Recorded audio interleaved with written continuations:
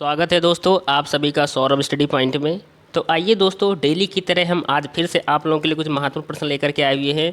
जैसा कि आप लोग देख पा रहे होंगे कि पर्यावरण अध्ययन से रिलेटेड जो दोस्तों क्वेश्चन है, ईवीएस से रिलेटेड जो क्वेश्चन है वो हम आप लोगों को कराने वाले हैं। तो 20 अगस्त को जिन भी बच्चों का दोस्तों एग्जाम लगा हुआ है उनके लिए महत्वपूर्ण क्लास रहने वाली है। और दोस्तों वीडियो पे अंत तक बने रहें। तो आइए शुरू करते हैं। हमारा पहला प्रश्न क्या दिया गया है, तो बात कर लेते हैं। यहाँ पर हम पहले प्रश्न के बारे में हैं कि तरुण भारत संघ एक ऐसी संस्था है जो जल के संरक्षण के लिए कार्य करती है। इस संस्था के प्रधान निम्न में से एक हैं, सही विकल्प का चुनाव कीजिए। तो आइए बात करते हैं दोस्तों कि जो इस कार्य के लिए, जो इस संस्था के लिए प्रधान जो है वो निम्न में से एक है, वो निम्न में से कौन एक है। तो आइए बात करें दोस्तों राइट ऑप्शन के बारे में। यहाँ पे तो 4 ऑप्शन हमको यहाँ पर देखने को मिल रहे हैं।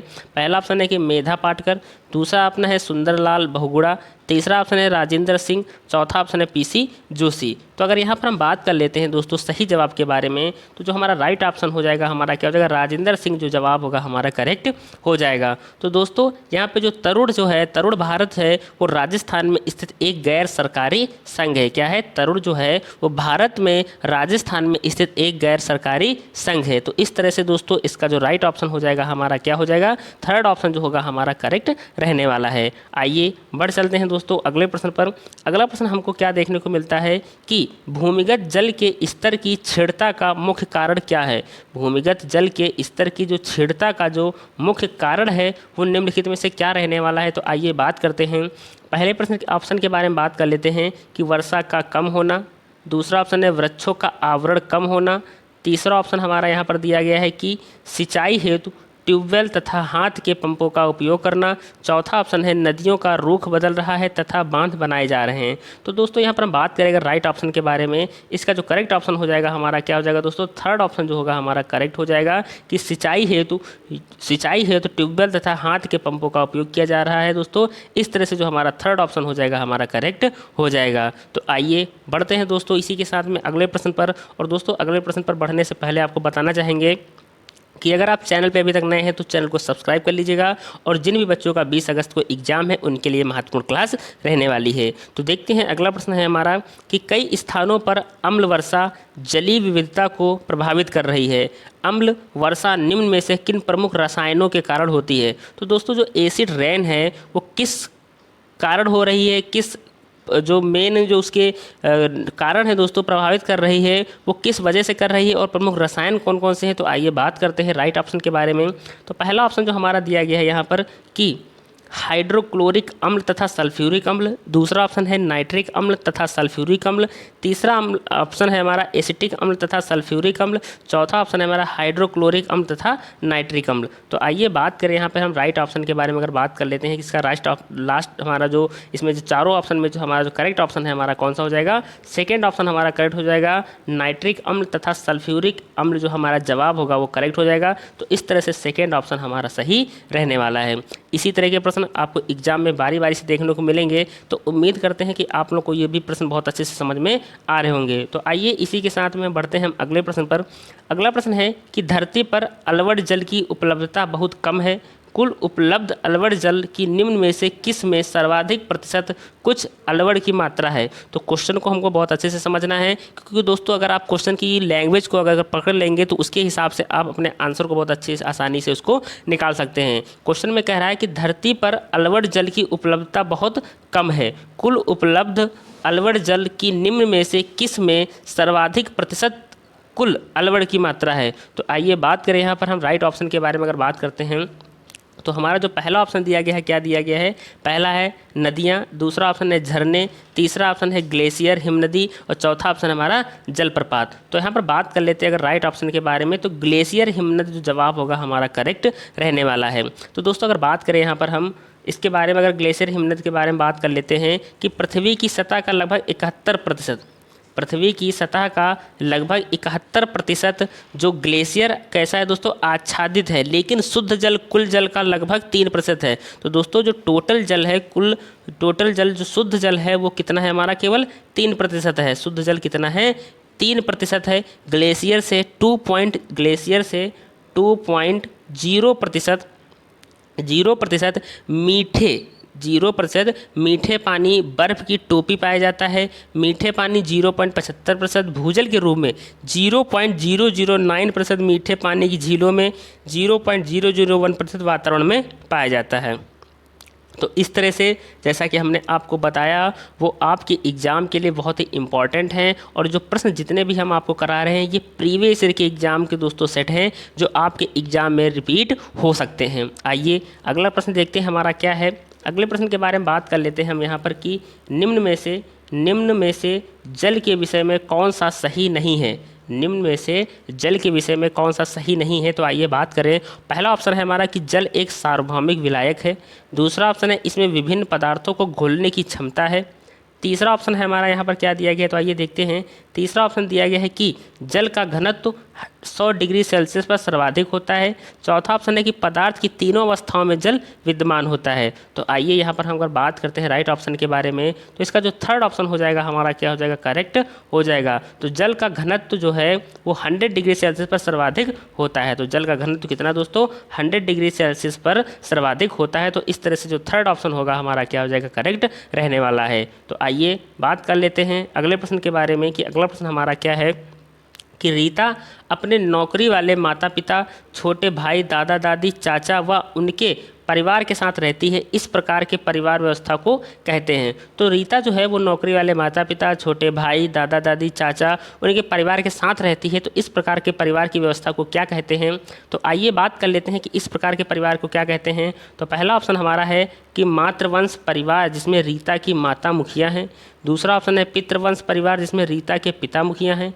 तीसरा ऑप्शन है हमारा यहाँ पर कि एकल परिवार जिसमें उसके माता पिता दोनों काम करते हैं। चौथा ऑप्शन हमारा संयुक्त परिवार जिसमें परिवार के सभी सदस्य एक साथ रहते हैं। तो अगर यहाँ पर बात करें राइट ऑप्शन के बारे में, तो इसका जो चौथा ऑप्शन हो जाएगा हमारा दोस्तों क्या हो जाएगा, करेक्ट रहने वाला है। चौथा ऑप्शन हमारा क्या हो जाएगा, राइट हो जाएगा। जिस परिवार में दादा दादी, माता पिता, चाचा, मौसी और चचेरे भाई सभी एक साथ मिलकर के रहते हैं, संयुक्त परिवार कहलाता है। कौन सा परिवार कहलाता है, संयुक्त परिवार कहलाता है। तो इस तरह से जो हमारा फोर्थ ऑप्शन होगा वो राइट हो जाएगा। तो आइए बढ़ चलते हैं अगले प्रश्न पर इसी के साथ में। तो उम्मीद करते हैं कि आप लोगों को ये प्रश्न बहुत अच्छे से समझ में आ रहे होंगे दोस्तों। और दोस्तों अगर आप लोग वीडियो पे अंत तक बने रहेंगे तो उम्मीद करते हैं कि जितने भी आप एग्ज़ाम में जब 20 अगस्त को बैठेंगे तो आपको लगेगा कि हाँ वाकई में हमने यहाँ पर जो तैयारी की है बहुत अच्छी तैयारी की है। तो आइए देखते हैं अगला प्रश्न है हमारा कि पैने, चपटे एवं चौड़े आगे के दांतों वाले पशुओं की भोजन के लिए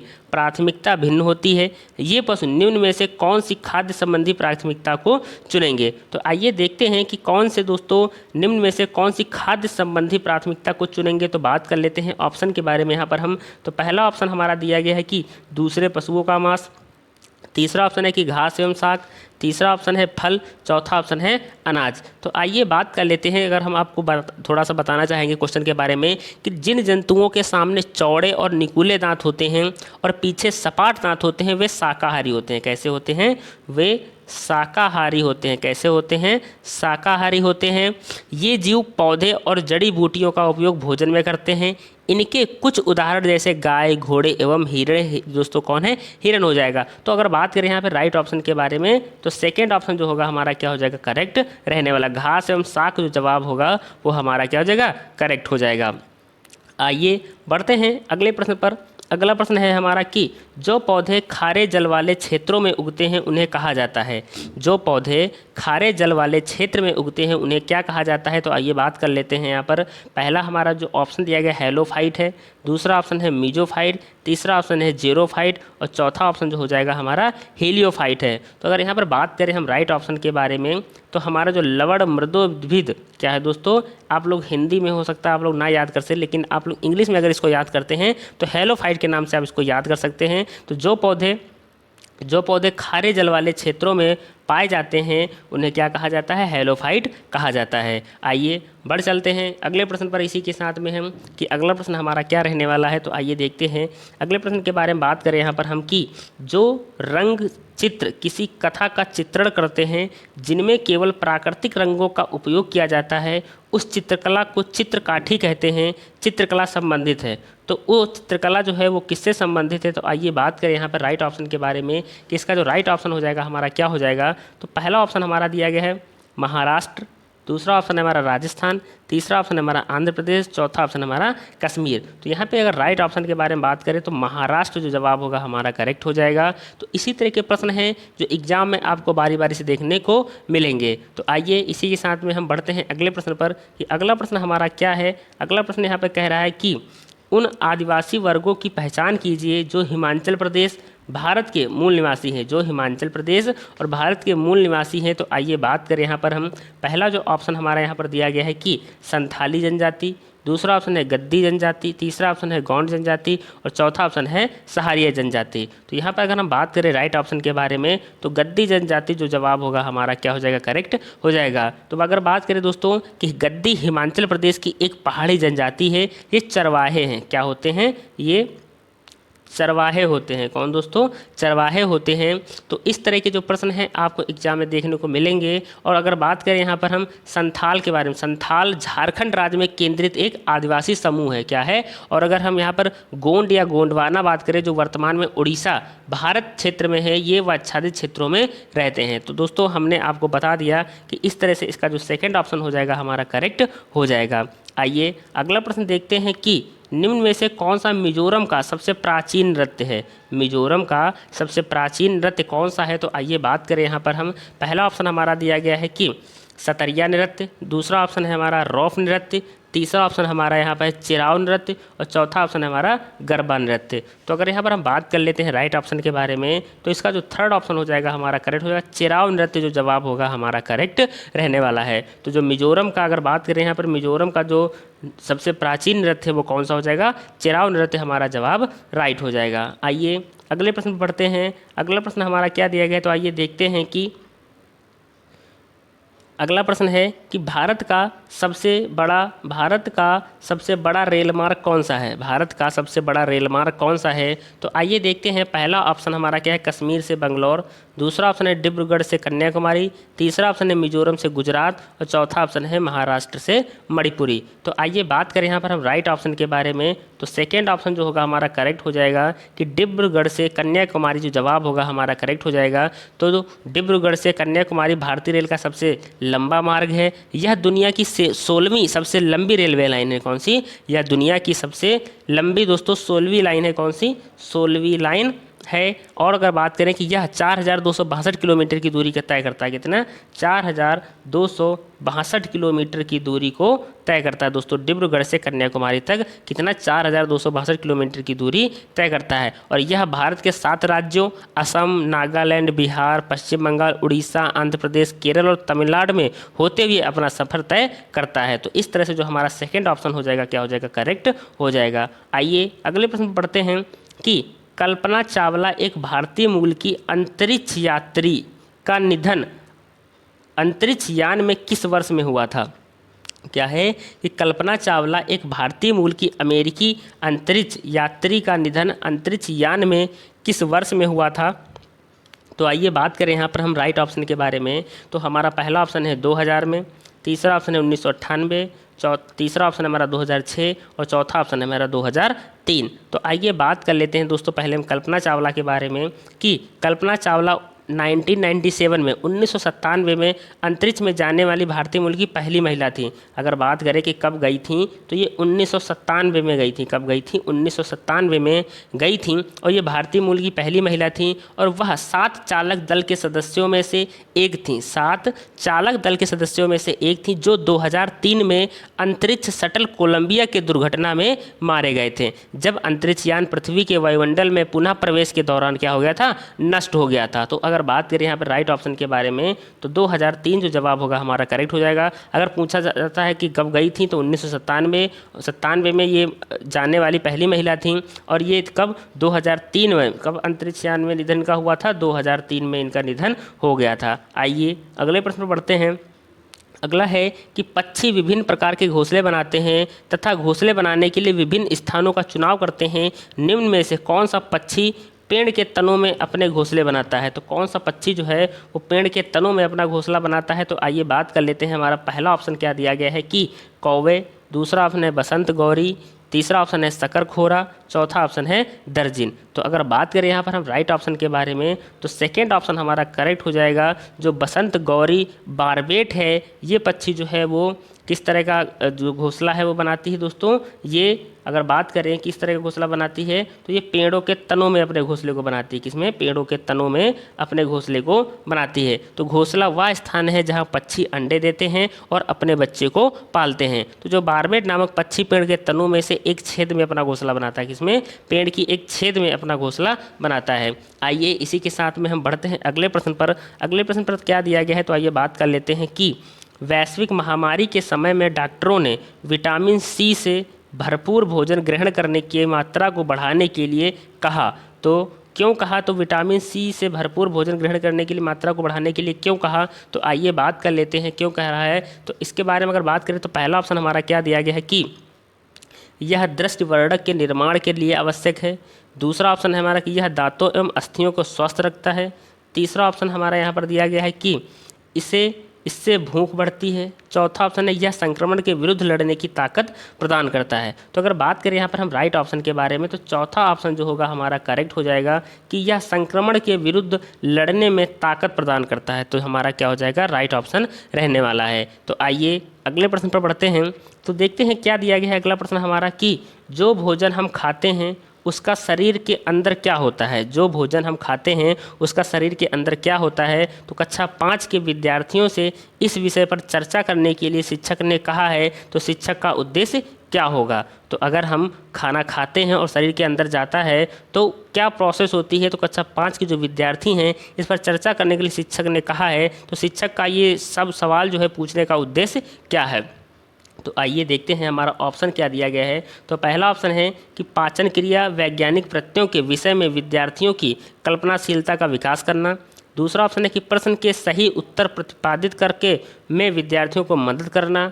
तीसरा ऑप्शन हमारा यहाँ पर दिया गया है कि विद्यार्थियों के अंतःबोधि विचारों का अन्वेषण करना। चौथा ऑप्शन है उपयुक्त सभी। तो अगर यहाँ पर हम बात करें राइट ऑप्शन के बारे में तो हमारा जो थर्ड ऑप्शन हो जाएगा हमारा क्या हो जाएगा? करेक्ट रहने वाला है। विद्यार्थियों के अंतःबोधि विचारों का अन्वेषण करना। तो थर्ड ऑप्शन हमारा क्या हो जाएगा? करेक्ट हो जाएगा।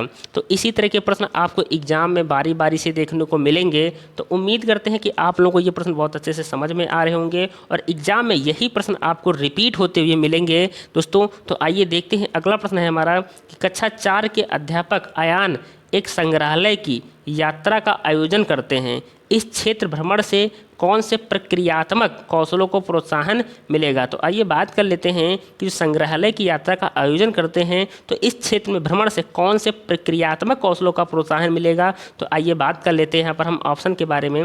तो पहला ऑप्शन जो हमारा दिया गया है क्या दिया गया है कि वर्गीकरण एवं प्रयोग करना। दूसरा ऑप्शन है संप्रेषण एवं चरों की पहचान करना। तीसरा ऑप्शन है अवलोकन तथा मॉडलों का निर्माण। चौथा ऑप्शन है नक्शा बनाना एवं मापन करना। तो अगर यहाँ पर हम बात करें राइट ऑप्शन के बारे में तो थर्ड ऑप्शन जो होगा हमारा करेक्ट हो जाएगा। अवलोकन तथा मॉडलों का निर्माण करना। अवलोकन तथा मॉडलों का निर्माण करना। तो इस तरह से जो थर्ड ऑप्शन हो जाएगा हमारा क्या हो जाएगा? करेक्ट हो जाएगा। आइए बढ़ चलते हैं अगले प्रश्न पर। अगला प्रश्न है हमारा कि जल में वस्तुओं की घुलनशीलता का अवलोकन करने के लिए एक क्रियाकलाप ईवीएस की अध्यापिका मीरा अपने छात्रों से चीनी, नमक, नींबू का रस, हल्दी, आटा आदि लाने के लिए कहती हैं। तो छात्रों से यह सब चीज़ें लेकर आने के लिए कहने का सर्वोत्तम कारण क्या है। तो अगर बच्चे से ये सब चीज़ें लाने के लिए कहती हैं तो उनका सर्वोत्तम कारण क्या है। तो आइए बात कर लेते हैं ऑप्शन के बारे में। तो पहला ऑप्शन है कि प्राइमरी स्कूलों में कोई प्रयोगशाला अथवा सामान उपलब्ध नहीं है। दूसरा ऑप्शन है कि छात्रों की सीखने की क्रिया में परिवारों को शामिल करने की आवश्यकता है। तीसरा ऑप्शन है हमारा यहाँ पर कि छात्रों को सम्मिलित करना जिससे उनके ज्ञान का निर्माण आसानी से हो सके। चौथा ऑप्शन हमारा यहाँ पर दिया गया है कि छात्र अपने स्थानीय ज्ञान को स्कूल के ज्ञान से संबंधित करके कैसे छात्र अपने स्थानीय ज्ञान को स्कूल के ज्ञान से संबंधित कर सके। तो आइए यहाँ पर हम बात कर लेते हैं अगर राइट ऑप्शन के बारे में। तो इसमें हमको दोस्तों यहाँ पे कुछ ऑप्शन दिए गए हैं जिसमें हमको बताना है कि इसके अकॉर्डिंग हमारा कौन सा ऑप्शन जो होगा वो राइट हो जाएगा। तो बात करें यहाँ पर हम, तो केवल दोस्तों सी और डी जो जवाब होगा हमारा क्या हो जाएगा, करेक्ट हो जाएगा। तो सी और डी में क्या दिया गया है, तो आइए देखते हैं। सी और डी में दिया गया कि छात्रों को सम्मिलित करना जिससे उनके ज्ञान का निर्माण आसानी से हो सके, तो ये भी ऑप्शन करेक्ट हो जाएगा। डी भी राइट हो जाएगा कि छात्र अपने स्थानीय ज्ञान को स्कूल के ज्ञान से संबंधित कर सके। तो इस तरह से जो हमारे सी और डी ऑप्शन हो जाएगा हमारा करेक्ट रहने वाला है। तो आइए बढ़ते हैं अगले प्रश्न पर कि अगला प्रश्न हमारा क्या दिया गया है। तो बात कर लेते हैं अगले प्रश्न के बारे में कि निम्न में से कौन सा प्राथमिक स्तर पर ईवीएस की एक थीम है। कौन सा प्राथमिक स्तर पर ईवीएस का एक थीम है। तो आइए बात कर लेते हैं ईवीएस का कौन सा थीम है। तो पहला ऑप्शन है हमारा पदार्थ, दूसरा ऑप्शन है हम चीज़ें कैसे बनाते हैं और करते हैं, अगला ऑप्शन हमारा हो जाएगा कि प्राकृतिक संसाधन, क्या हो जाएगा, प्राकृतिक संसाधन, चौथा ऑप्शन है कि भोजन का संरक्षण। तो आइए यहाँ पर हम बात करेंगे राइट ऑप्शन के बारे में। तो हमारा राइट ऑप्शन क्या हो जाएगा, सेकेंड ऑप्शन हमारा करेक्ट रहने वाला है कि हम चीज़ें कैसे बनाते हैं और कैसे करते हैं। तो हमारा सेकेंड ऑप्शन क्या हो जाएगा, करेक्ट हो जाएगा। तो आइए इसी के साथ में हम बढ़ते हैं अगले प्रश्न पर कि अगला प्रश्न हमारा क्या रहने वाला है। तो बात कर लेते हैं अगले प्रश्न के बारे में कि प्राथमिक स्तर के ईवीएस के पाठचर्या के अनुसार विद्यार्थियों को हमारे देश के कुछ सामाजिक मुद्दों के प्रति संवेदनशीलता बनाया जाता है। पहचान करें कि निम्न में से किन सामाजिक मुद्दों को पाठचर्या में लिया गया है। तो किन मुद्दों को पाठचर्या में लिया गया है, तो आइए बात कर लेते हैं हम। क्वेश्चन में दोस्तों ऑप्शन हमारे क्या दिए गए हैं। तो पहला ऑप्शन है कि बाल मजदूरी एवं वर्ग असमानताएं, दूसरा ऑप्शन है जाति भेदभाव एवं दहेज प्रथा, तीसरा ऑप्शन है बाल मजदूरी एवं घरेलू हिंसा, चौथा ऑप्शन है जाति भेदभाव एवं घरेलू हिंसा। तो अगर हम बात करें यहाँ पे राइट ऑप्शन के बारे में, तो पहला ऑप्शन जो होगा हमारा क्या हो जाएगा, करेक्ट हो जाएगा। बाल मजदूरी एवं वर्ग असमानताएं जो जवाब होगा हमारा करेक्ट हो जाएगा। तो प्राथमिक स्तर पर ईवीएस पाठ्यक्रम के अनुसार बच्चों को हमारे देश के कुछ सामाजिक मुद्दों के प्रति संवेदनशील बनाया जाता है। सामाजिक मुद्दे जो पाठ्यक्रम में निपटाए गए हैं वे बाल श्रम और वर्ग असमानताएं हैं। तो इस तरह से जो हमारा पहला ऑप्शन हो जाएगा हमारा क्या हो जाएगा, करेक्ट हो जाएगा। तो आइए इसी के साथ में हम बढ़ते हैं अगले प्रश्न पर। अगला है कि निम्न में से प्राथमिक स्तर पर ईवीएस की पाठ्यपुस्तकों की सबसे उपयुक्त विशेषता क्या है। निम्न में से प्राथमिक स्तर पर जो ईवीएस की जो पाठ्यपुस्तकों की सबसे उपयुक्त विशेषता है वो क्या रहने वाली है। तो आइए बात करते हैं। पहला ऑप्शन है कि विषय वस्तु के माध्यम से बहुत सी जानकारी दी जाती है। दूसरा ऑप्शन है हमारा कि समाज में उपस्थित रूढ़िवादी धारणाओं एवं पूर्वाग्रहों पर ध्यान केंद्रित किया गया। तीसरा ऑप्शन हमारा यहाँ पर है कि रटने द्वारा सीखने को सचेतन रूप से हतोत्साहित करने का प्रयास किया गया है। चौथा है कि सीखने सिखाने के साधन के रूप में केवल पाठ्य पुस्तकों का उपयोग ही शिक्षक द्वारा होता है। तो आइए यहाँ पर हम बात करेंगे राइट ऑप्शन के बारे में कि इसका राइट ऑप्शन क्या हो जाएगा। तो इसका थर्ड जो ऑप्शन है हमारा करेक्ट रहने वाला है कि रटने द्वारा सीखने को सचेतन रूप से हतोत्साहित करने का प्रयास किया गया है। तो इस तरह से जो हमारा थर्ड ऑप्शन हो जाएगा हमारा क्या हो जाएगा, करेक्ट हो जाएगा दोस्तों। तो आइए अगले प्रश्न पढ़ते हैं कि अगला प्रश्न हमारा क्या दिया गया है। अगला है कि ईवीएस की पाठ्यपुस्तकों में कहानियों का वर्णन का उपयोग करने का सबसे उपयुक्त कारण निम्न में से कौन सा है। तो जो ईवीएस की जो पाठ्यपुस्तकें होती हैं उनमें कहानियों का वर्णन का उपयोग किया गया है, तो उसका मेन कारण क्या है। तो आइए बात कर लेते हैं क्यों उनको उसमें शामिल किया गया है। तो बात करें दोस्तों ऑप्शन के बारे में, तो पहला ऑप्शन हमारा यहाँ पर देखने को मिलता है कि कहानी अथवा वर्णन में पात्रों के साथ विद्यार्थी आसानी से तदानुभूति का अनुभव कर सकते हैं। दूसरा ऑप्शन है कि विद्यार्थियों को स्वयं कहानियों एवं वर्णनों को पढ़ने में आनंद आता है। तीसरा ऑप्शन है हमारा कि कहानियों एवं वर्णनों के माध्यम से शिक्षकों को पाठ संपादित करना आसान लगता है।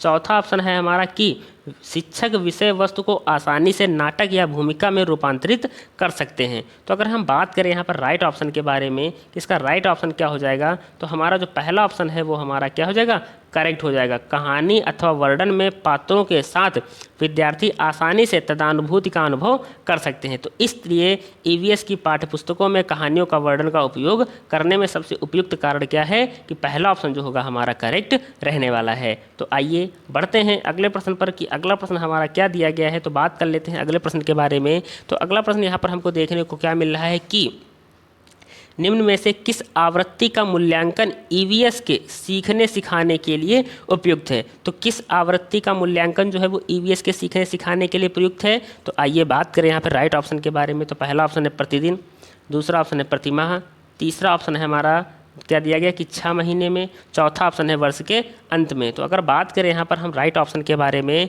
तो हमारा जो राइट ऑप्शन हो जाएगा, फर्स्ट ऑप्शन जो होगा हमारा करेक्ट हो जाएगा।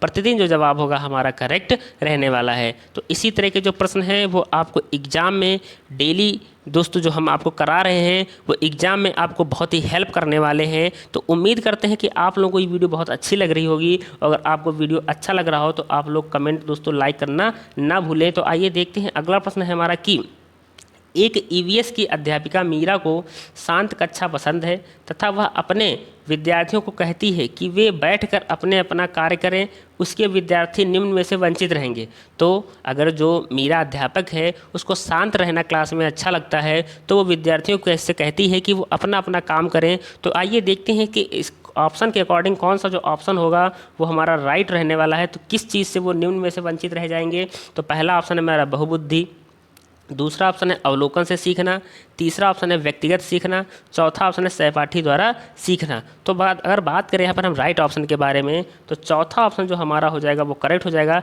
सहपाठी द्वारा सीखना। तो पीयर जो लर्निंग है दोस्तों, सहपाठी अधिगम तब होता है जब छात्र एक दूसरे से सीख रहे होते हैं।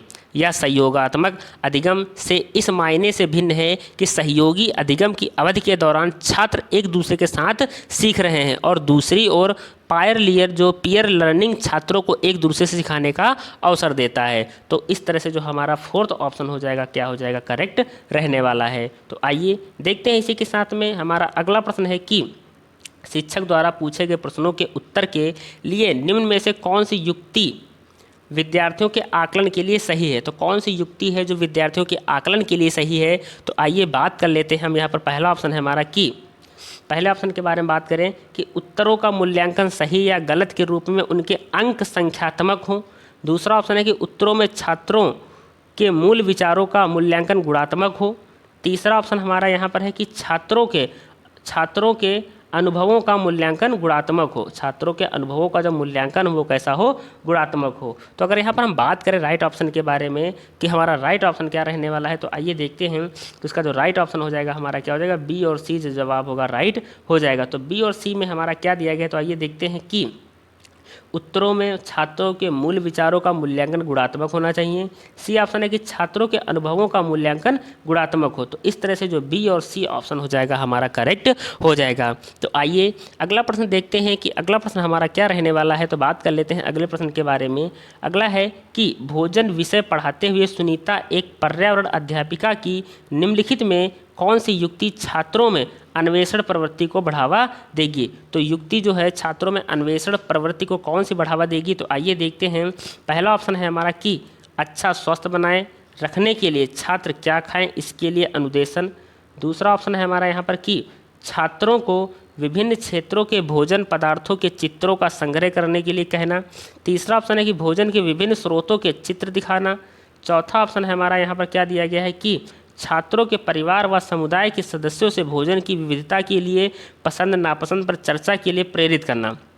तो अगर बात करें यहाँ पर हम राइट ऑप्शन के बारे में, तो फोर्थ ऑप्शन जो होगा हमारा क्या हो जाएगा, करेक्ट हो जाएगा इसमें कि छात्रों के परिवार व समुदाय के सदस्यों से भोजन की विविधता की पसंद नापसंद पर चर्चा करने के लिए प्रेरित करना। तो इस तरह से जो चौथा ऑप्शन हो जाएगा हमारा क्या हो जाएगा, करेक्ट हो जाएगा। इसी तरह के प्रश्न आपको एग्जाम में देखने को मिलेंगे। तो अगर आप लोग डेली क्लास कर रहे हैं, हमारे चैनल पे आकर के आप डेली क्लास कर रहे हैं, तो उम्मीद करते हैं कि आप लोग बहुत अच्छा स्कोर करने वाले हैं। तो जैसा कि आप लोग को पता है कि ईवीएस और सीडीपी सब 30-30 नंबर के पूछे जाना है। तो दोस्तों आप 30 में 30 नंबर आप ला सकते हैं। इसमें उम्मीद करते हैं कि आप लोग इन्हीं के द्वारा सीडीपी हो गए, ईवीएस हो गए, इन्हीं के माध्यम से आप लोग बहुत अच्छा स्कोर कर पाएंगे। तो आइए देखते हैं कि अगला प्रश्न हमारा क्या है। अगला प्रश्न दिया गया है कि रोनाल्ड रॉस की कहानी को पर्यावरण अध्ययन की पाठ्य पुस्तक में स्थान दिया गया है। इस स्थान देने का उद्देश्य क्या है।